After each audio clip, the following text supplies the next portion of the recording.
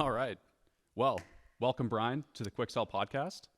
Thank you for having me. It's such an honor and pleasure. Yeah, I got a little icebreaker for here, Bryon.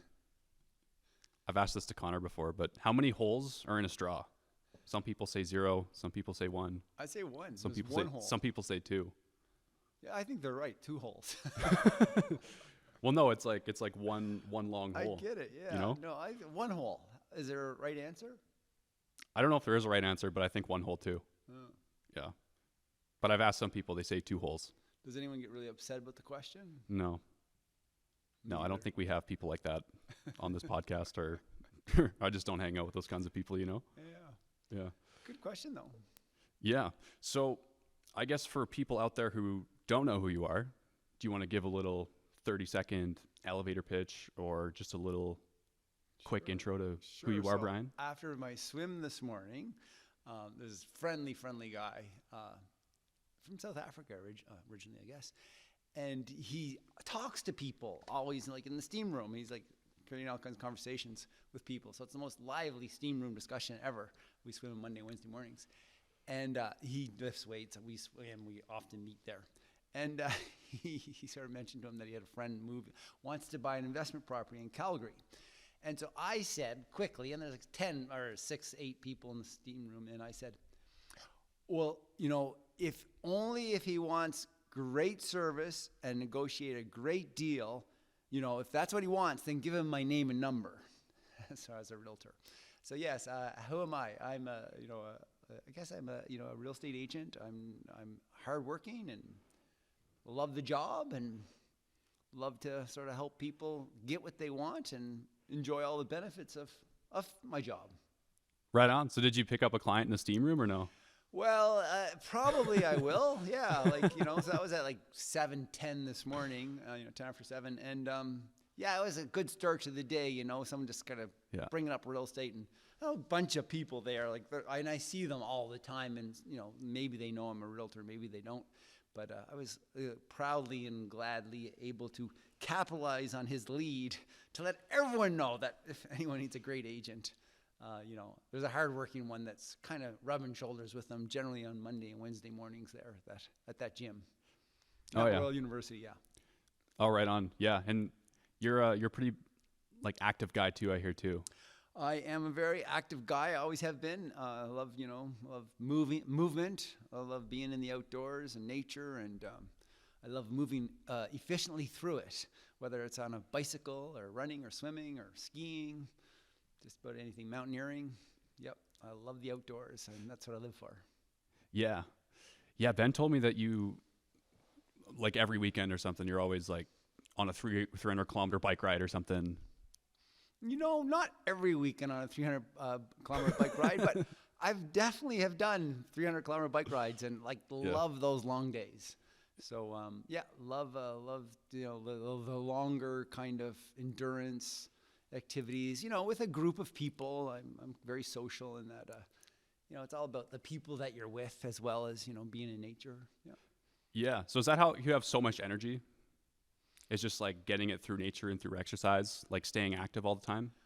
Well, I mean, you say, is that how I have so much energy? I'm not sure. I find that gives me energy, being out, exercise, and I need that. I'm that personality style that needs to exercise. So I had a couple of travel days recently and, or one travel day, and then got back to work and, had a lot to do. And I went 2 days without exercise, and I was a little bit crazy and, didn't sleep that well the night before because I went 2 days without exercise. So, yeah, I need a lot of exercise. Oh, yeah. Yeah, for sure. Well, I guess transitioning more into the real estate side of things, how did you get into real estate in the first place? I know you said you moved here and then you've been in it since the early 2000s. That's right. Yeah. The funny kind of segue, I was running an outdoor adventure travel business on the East Coast of Canada. And I was doing it for almost 10 years when, as a typical entrepreneur, I probably starting to get a little bit bored. It wasn't going as I had, really anticipated and hoped it would go. It was successful. We were doing great, but I started to get a little bit, maybe bored. And in 2001, I ended up hearing about the Ironman competition. And I thought, I can do all those cool things, swim, bike, run, and probably be all done in like 12 hours because I was doing adventure racing prior to that, which was much longer. And so it was just after the Twin Towers were, knocked down in September 2011 that I went to this Ironman in Florida. I was supposed to go with another friend, and he ended up bailing because of the danger of air travel at the time. And so I was there all alone. I did the Ironman, great day, and was in my hotel room, couldn't sleep after all that exercise. Was watching a late night infomercial, Carlton Sheets, on, basically something like how to get rich in real estate. And so I ordered the binder for $599, money back guarantee if you're not happy. And I started reading the stuff, and so I actually, that's how I got into real estate, was primarily sort of from the investor angle in the beginning, but, had some distractions along the way, and there I was, a realtor not that long after. Yeah. So refresh my memory. Like, why did you come to Calgary in the first place? So I was, I grew up in Prince Edward Island, and as well as my wife, my high school sweetheart. And we ended up, or I always kind of knew I wanted to be in the outdoor space, adventure tourism, kind of ecotourism industry, and went to school for that. But I came to the West, mostly British Columbia, to learn the industry, and New Zealand and a few other places. And then when she became pregnant, or we became pregnant, I should say maybe, we moved back home, the protection of family and stuff, back to Prince Edward Island. We started our business there. In 2002, I think, we had young kids at home. At least the oldest had a learning disability, as grade 5 or 6 years old, grade 1 or 2. We started to see that. And so we started to look for supports and help for her. And, at the same time, we're running this outdoor business and kind of looking, maybe a bit bored, and started to research, Canada, and like what are the other opportunities in Canada. And we actually moved to Alberta primarily for the schools for this daughter. And then, and this was in 2003, we moved here. And as well, the Alberta Advantage, which was very huge at the time. All the advantages of living in Alberta in the early 2000s, it was big. Like, what were they? Well, I mean, so taxes were low. I mean, taxes maybe are still on the low side compared to Canada, but that advantage is more or less gone. The oil industry, oil and gas was going pretty well then. Yeah. And then it actually really boomed a couple of years later. So that was it. After we moved here, within a few months, Ralph Klein, the premier at the time, gave every Albertan like $435. We were like, we hit the jackpot. The government's giving us money just for living here. Yeah. It was fun times in the early, really around that 2004, 5, 6, 7, even into 2008, before everything changed with the crash of the economy, and which we know all over North America, but we were hit hard here in Alberta as well. Yeah. Speaking of the crash, I know that's kind of part of your origin story too, because you told me you kind of got wiped out and you kind of had to rebuild everything again, right? Yeah, so I moved here again for the Alberta Advantage, knowing that I wanted to invest in real estate, and kind of fell into being a realtor somewhat. That wasn't my passion to be a real estate agent. So I was buying properties aggressively from 2004 until the crash in October of 2008. And, leverage, borrowing money, be lenders. I did all the dumb things. And so then when that crash happened, I was selling real estate throughout the time, representing myself as a buyer. And then when that crash happened, I really had to actually learn to sell real estate at a very high level in order to, pay my debts. And all the money I borrowed from friends and family, and the JVs, joint ventures I got involved in, everything, worked out. But I worked really hard at a high level from 2008 to about 2013 to crawl myself out of a pretty significant debt. Yeah. So what did you have to do to start producing at a high level that you weren't doing before? Well, I mean, I was, I had a coach, so coaching is big. I basically have always had a coach, for the last 20-ish years. And so, with coaching brings accountability. And so, I for sure shared my goals and thoughts with a coach, and they helped me plan a strategy that would help me, achieve what I needed to achieve to, you know, hit the goals I wanted. That's kind of the big picture, simple things, and then there's a bunch of steps that I took to be able to sell real estate at a fairly high level. Yeah, it's crazy what you can do when your back's up against the wall. Right. Metaphorically, yeah. Yeah, and then depending on who you are, some people respond well to that, and others don't, and I think I respond well to that. Yeah. Yeah, because you're a driver. Probably. And what was the other one? The expressive? Yeah, probably Yeah. a bit of naturally and expressive, but we're talking about, before we started to hit play in this podcast, we're talking about personality styles, and probably, I'm more of an expressive style personality, like naturally, but then under pressure, meaning like, Bryon, you owe a lot of money next month.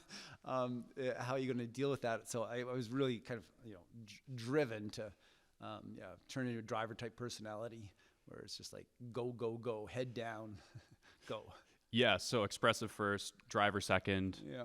And then where does analytical line up for you? Because we were just talking about that too. Yeah, so, do you have like any analytical, or are you just like I have go? As to be a successful salesperson, basically, you kind of have to understand the personality styles. And so we talked about what I am primarily, and maybe what I am a little bit.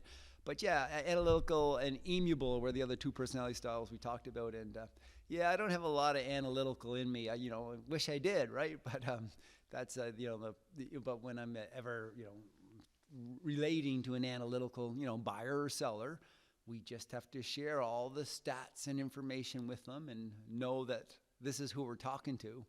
And so I can adapt at this point. Yeah. Isn't understanding the personality types to begin with kind of an analytical trait? Well, I mean, yeah, in itself. I agree, but we can learn anything, right? This is a skill. Just like Yeah. we're not all born to sell real estate, although my son jokes that he was born to sell high-end luxury real estate, which is, actually, do you know this realtor out of California, Josh Flagg? Maybe he's Instagram famous or TV famous. Did he write a book? He probably has. I don't know, but I think it's a TV show. I don't know which one, but he'll say, like, with all seriousness, I was born to sell high-end real estate or luxury real estate. So no, all these skills can be learned. Again, I talk consistently, to people who are interested in a real estate career. This is a great business. It's a great industry, and it's a fun job, and people say, a lot of people will say, your friends and family, oh, you'd be really good at that, based on, generally being probably an expressive personality or, out there kind of person. But I think every person can be a successful real estate agent, every personality style, and it's just skills that we learn. And one of the skills is knowing personality styles, for sure. Yeah. Yeah. So one thing I also wanted to ask you about is I keep seeing on like Instagram and Facebook, everyone posting all of these market updates about how there's literally no inventory. So for the people who are out there and like wondering what's going on with this crazy market, do you want to shed some light on that? Sure, it's so fun being in this kind of market. Well, it's fun in a lot of ways. So we're like back in 2006 when this is a very similar time right now, meaning what does that mean really? Well, really the inventory is really low and sales are, they're good, they're high. So right now we have less than a 1 month supply of inventory. So what that means is if all these properties, like about 2,200 that are, actively for sale right now in Calgary, what it means is within like 3 weeks, if no other properties come on the market, we'll be sold out of homes in Calgary. So that's a fun way to think of it, actually. So inventory. If no other homes come on the market, there'll be nothing for sale in about 3.5 weeks. And so, yeah, basically, almost everything that gets listed is selling. Now, that's not entirely true. We're still having some expireds. Like, in the last 12 months, there's been about 2,000 listings that have not sold. And a typical year would, see those numbers usually like 9 to 12,000, even up to 13,000 properties that don't sell. Why don't properties sell? Well, they don't sell because generally a marketing issue, often a pricing issue. Well, really at this point, some things are still not selling, but it's, generally an issue that sellers lacking motivation is asking, kind of a crazy high price for the community and, the condition of the home. Yeah. I was just going to ask about that too, about why some homes don't sell. And the marketing, the pricing, the sellers. Is there anything else that might go into it too? Like the price ranges of the homes and stuff like that?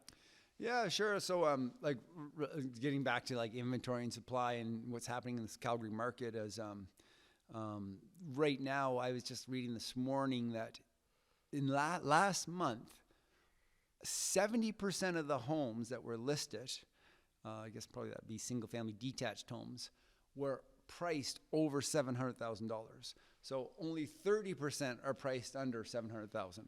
So I mean, we're talking about so in that below $700,000 mark, I mean, things are just like pretty much selling. But then the higher price point, like over $1 million, is a little more challenging. It's not quite the seller's market that below $1 million is. So getting to your question about why don't things sell? Yeah, it's generally a marketing issue and primarily a pricing issue. Oh yeah. So is that kind of why you like working with QuikSell? Is because we don't have any marketing issues on our end, or? No, it's great. You guys are like super awesome. We've been working together for at least a year or more, I think. Hey. About a year and a half. Yeah. Yeah, and no, you're fun. You're a startup, hardworking group, and with good systems that are easy for us to book, and great staff, great people, super accommodating. Nothing but praise for the QuikSell team. Oh yeah, I appreciate it, and we always appreciate you guys too. Like obviously we do lots of work, but even like a couple months ago, you gave me some feedback that I thought was really good. The thing that I'm thinking about off the top of my head is when we introduce ourselves to the sellers, like just make it look like we've done this 1,000 times with you as part of your team. Exactly. Oh, you know why Bryan's running late? Yeah, he sells like 1,000 houses. That guy, yeah. Yeah, it's so important. I mean, and I share that with you. And obviously we're not your only client, but like when we hire our suppliers like yourself, photographers or real property report people, like these lawyers, the relationships are so important. And I didn't know that when I was even the first, maybe even 5 years or 10 years of selling real estate. But the longer I'm in it, the more I realize that it's just so huge. And so we have to make you look good. Yeah, we want to, and we want you to make you look good. Like we've chosen you guys because you're the best. The best photographers, the best videos, and you guys, and we're a team. Like we're working together, so we make each other look good. And so we want to have that, the seller. Feel like we're a team. So even though, and I encourage you, like when that realtor that calls you that you've never heard tell of and they book you for a showing, same thing. You just pretend that you're bonded and you want to make them look good. Like that's the why not? Yeah. I really like that. So yeah. How did the Howard team kind of get started anyways? Yeah, so it is kind of funny because we're not a big team, but I've always had that premise that ever since you could get a domain address, I guess. It was always the Howard team. I've been selling real estate for more than 20 years, and I think I've always had that email, the howardteam.net. .com was gone 20 years ago. But it's, the team to me, and often I was, probably not half of this last 22 years or whatever. I've mostly always had a team, but I think of a team as, my photographer, like you're part of my team. This is the Howard team, who I'm using, my lawyers, my property inspector, my 1 or 2 agents that work with me, or 5 or 6, which, sometimes it's been up to.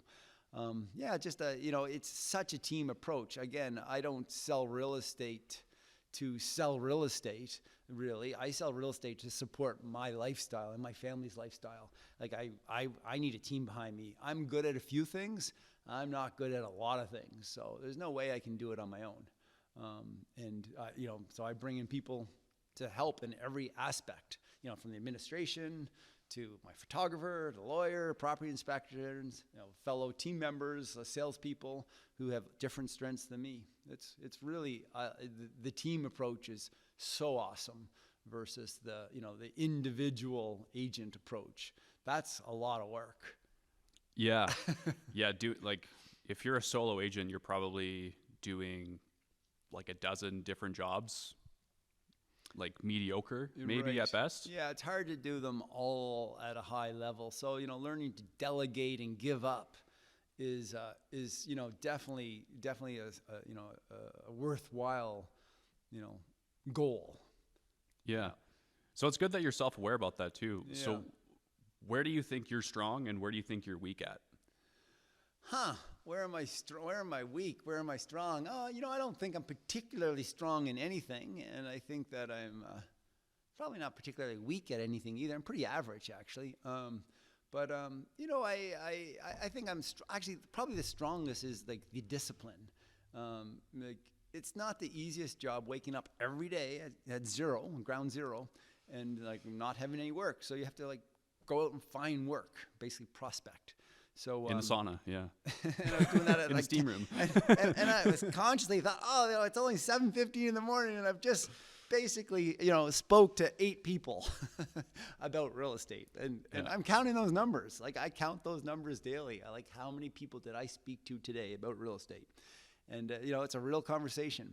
So I'm very strong with the discipline of probably prospecting, and then I'm that's probably my biggest strength. Yeah.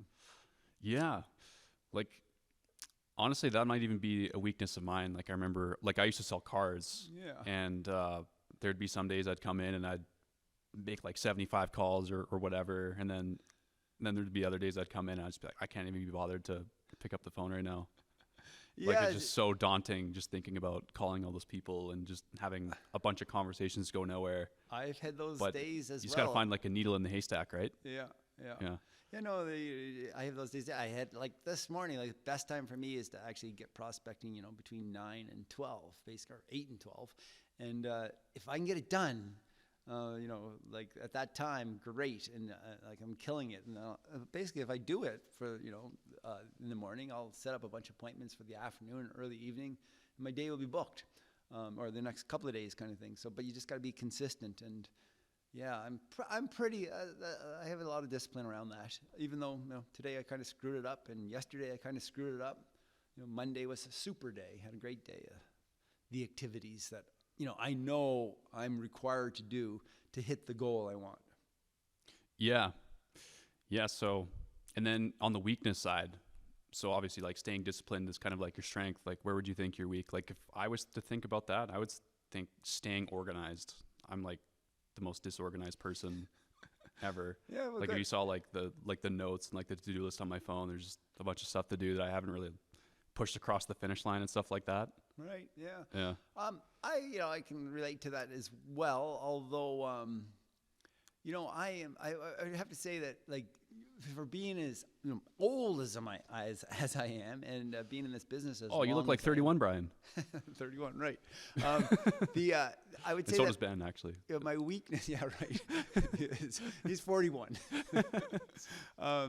My weakness is probably one of my weaknesses, really around management and managing people. Like again, maybe being a slightly driver type personality. It's like if I hire someone to do the job, I just expect they can do the job. I hired them to do it, or I've brought them onto my team to do it, and they say they're going to do it. I assume they're going to do it, and so my sort of asking someone to so you're here, you want to do this work or this job, and you say you're going to do it, so for 30 years now as a business owner, I sort of believe that that's going to happen. Things will get done.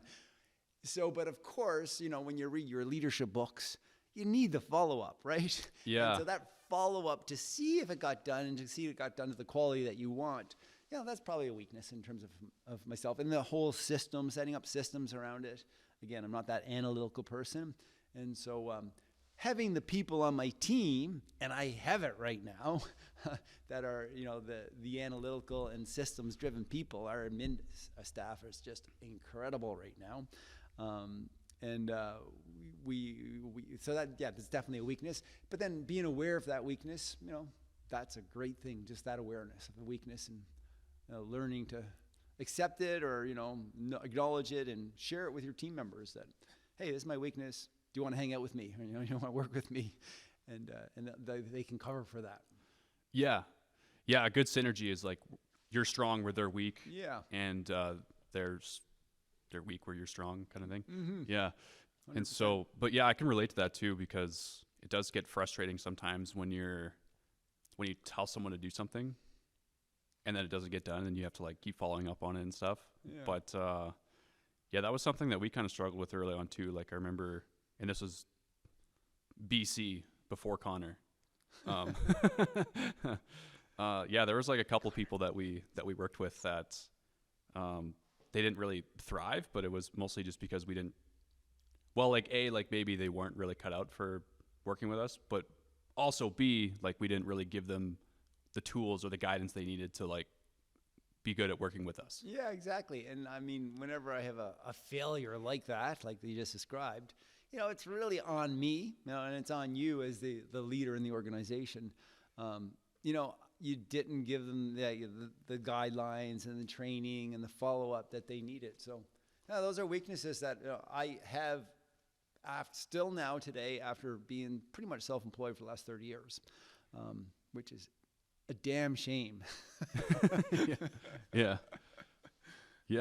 So you mentioned earlier about like providing great service and stuff and like navigating this tricky market. So what is something that you do and or your team do to make sure that your clients are well served and everything runs smoothly? Yeah. So, I mean, the salespeople on our team, it's just we're all working together to, make sure that, especially working with buyers, right? Working with buyers, we have to be responsive. We have to, act together. We work together so that so if there's a property to be shown, somebody's taking care of it. Like there's not one agent to make sure their schedule can work for that buyer's schedule, but there's 3 or 4 agents that can pinch hit, help each other. That's one thing really working with buyers. Sellers market. I mean, seller dreams a price, and okay, let's do it. I mean, so the seller, we're in a seller's market now, and just being responsive to the sellers. In over the years of ups and downs of real estate, we're in a market now where sellers don't really need us. And this is the kind of market where you don't see a lot of for sale by owners either because they're so happy with the price. And I'm not saying for sale by owners can ever really, get the most money for their home. I don't think they can actually. But, we're just not seeing a lot of the for sale by owners FSBOs right now. But sellers, we take the listings and we try to do some off-market marketing prior to bringing it on market to create a buzz amongst our colleagues and potential buyers that we might have in our back pockets. And we bring it on MLS. So that's how we're getting like multiple offers for our sellers. One strategy. But it's not a question of will the property sell for the seller to move on in their next chapter of life, but it's Question of how fast and like at what price sort of that you didn't necessarily expect. That's kind of the market. And then that seller who's actually moving on to another property, whether it's upsize or a downsize, we really have to, help them navigate that as well, which, we do. Yeah. It's interesting you say that FSBOs don't exactly need you, but you also said that there's not a lot of them out there. Like, why do you think that is? I don't know. It is really kind of weird. So you'll see a lot of FSBOs in like a tougher market or a balanced market or even a buyer's market. You'll see for sale by owners. And so because they're looking to save commission is primarily the reason. Or actually what I like to think of as they're looking for a good agent. And so meaning, they're hanging a sign out there for good agents like myself will contact them and show them my marketing plan and how I can help them. Is a strategy I've done a lot and helped a lot of for sale by owners over the last 20 years.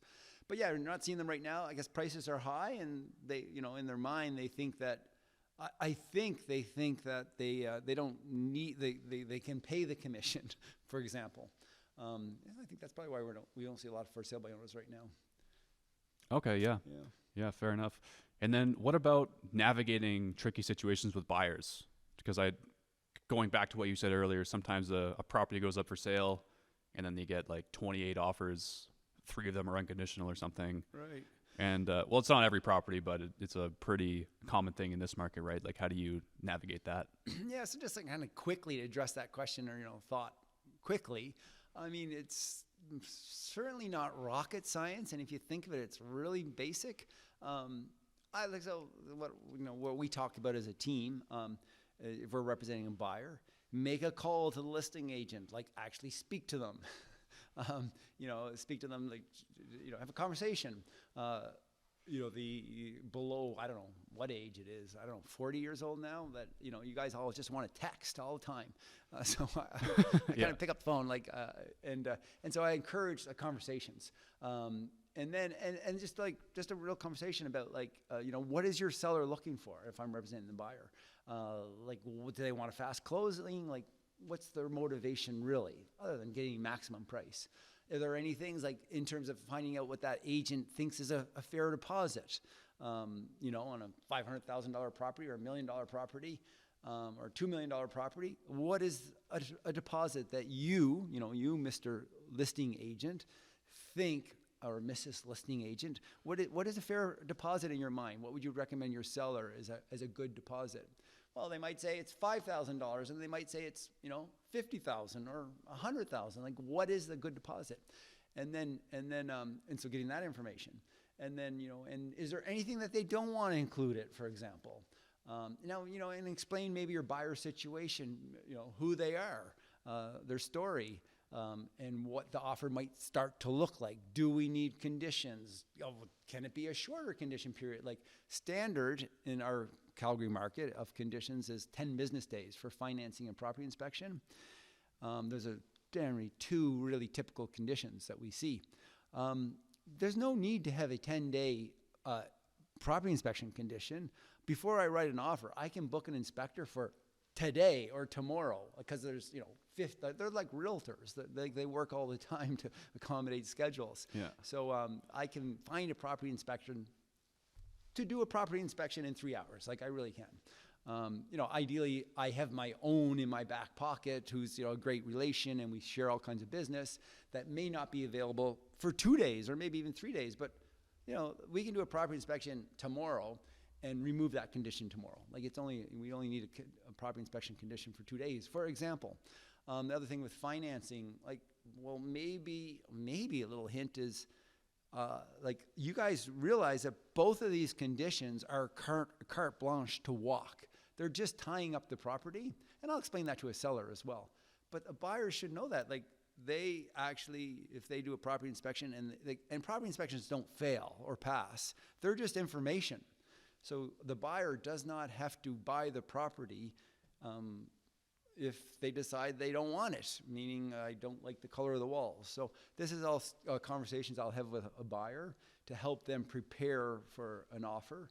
And then when I'm working with another agent, I'll just try to get as much information as I can to give a strong, to help my buyer.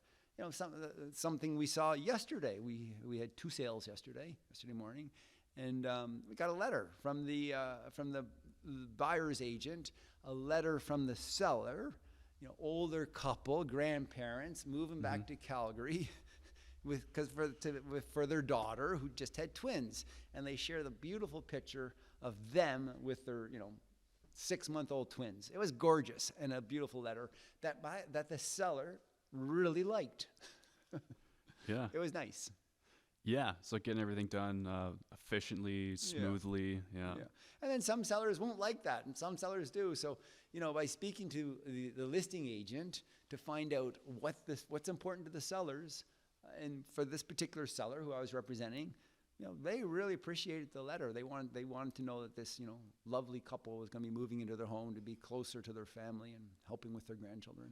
Yeah, that kind of goes back to like the amiable personality type that you just talked about. Exactly. And now I should know her personality style, this woman. And well, thank you, Jared. She is probably amiable. I should have, known that now for a bit. Yeah. Yeah, fair enough. So here's another good question here for you, Bryon. What grinds your gears? What grinds my gears? Well, in the industry, what grinds my gears? Could be like related to real estate or not, even. Yeah. Well, I think it's actually about what's the word I'm looking for? Not accountability. It's what is the word? It's being like not accountable, you mean? So, well, actually, people who say they're going to do something and don't do it, that doesn't grind my gears.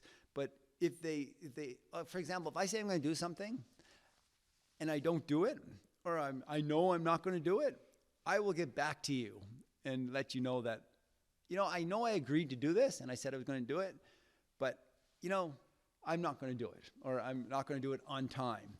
So it's being, what is the word? Is it authentic? It's not authentic. It's being,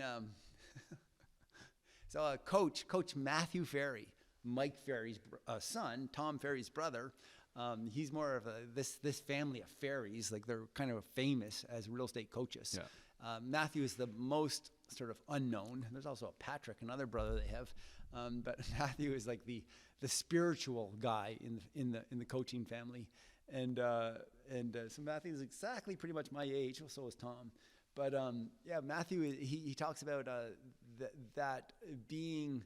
I'm losing the word, but it's around accountability, and it really upsets me when, well, it could be a seller or a buyer or a team member, say they're going to do something and then it doesn't get done, but it's okay if it doesn't get done, but they don't actually acknowledge that, hey, I'm not doing this after all. So that I really expect people to to be accountable on what they say they want to do, and then not acknowledging it kind of bugs me. Yeah, no, I know what you mean. I can actually relate to that with a personal example off the top of my head. There was a guy that reached out to us, wanted to do a podcast. Mm. We set it up, and then he wanted to do it at like a specific location. And so I followed up like every day for 5 days about this location that he said he wanted to do it at. Yeah. And then the day before we were supposed to do it, because I had called him like once or twice every day and texted him every day for like 5 days, and like with no response. And so I just said, hey man, like judging by your non-responsiveness, I guess we're not confirmed for this time or in this day. Like, just let me know either way. Thanks. Like, I just need to know. And then he texted me the next day, and he was just like, oh yeah, sorry, bro. And I was just like you reached out to me, man. Like, it's a bit shocking, isn't it? Yeah. Like, what is his life like? I mean, maybe it happens that there's problems in his life, and like we can give him a one-off kind of thing. Like something's going on in his life that there's a family member that's there's an issue. So obviously there's something going on in his life, but we can give him I understand that, but yeah, it's kind of shocking that could happen. Yeah, that grinds my gears. Yeah. Especially when it happens a second time. Oh yeah, then you got to get rid of him for good. Cut him off. Yeah. Is there so I guess we got to get out of here soon, but is there anything that I didn't ask you that you wanted to share, Bryon? I know, I think that I didn't have any agenda in mind here, and I think it's been kind of a nice conversation, and I appreciate your interest in having me on the show. Thank you. Yeah, no, you got a good story to tell, Bryon. So yeah, for anyone that wants to buy real estate, sell real estate, maybe even like be on your team or something, where's the best place to find you or look for you? Well, probably the very best is to pick up the phone and call me. I know that's old, 403-589-0004. But I mean, of course, all the social medias or, email is, I know email is, that's a way to get me as well. But then, if you send me a Instagram messenger, I may not see that for a couple of weeks. It's happened recently, or Facebook Messenger and stuff. So I do try and communicate with you and your preferred communication methods. But my preferred communication currently is the cell phone. Yeah, fair enough. It's a little old school, but that's how business is done still, over the phone. Yeah. Well, anyways, appreciate your time, Bryon. Appreciate you too. That's all for today. Thanks so much. All right.